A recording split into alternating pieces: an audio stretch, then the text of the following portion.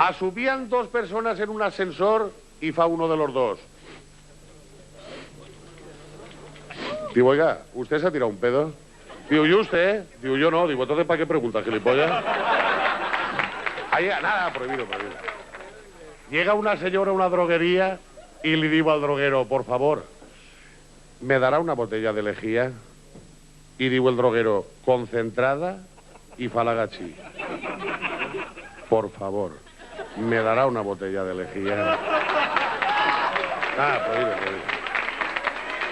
Digo, oye, Vicente, ¿tú quieres ser testigo de Jehová? Digo, che, yo ese accidente no lo he visto, nano. Había uno... Prohibido.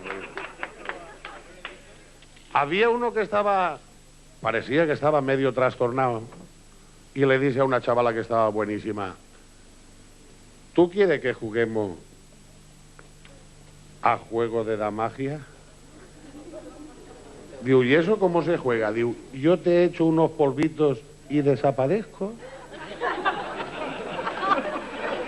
Estaba bobo. Digo, oye, Vicente, ¿tú cuántas veces has estado en Nueva York? Digo, yo, 8 o 7. ¿Y tú? Digo, una o ninguna. Prohibido.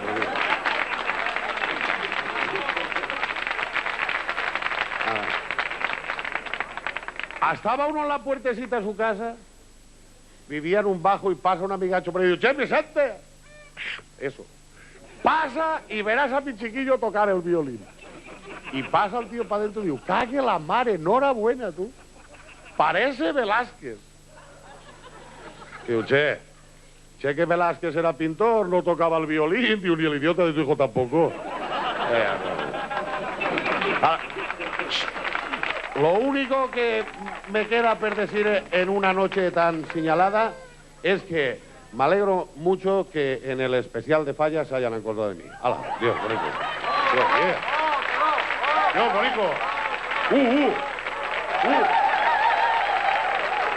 bonico.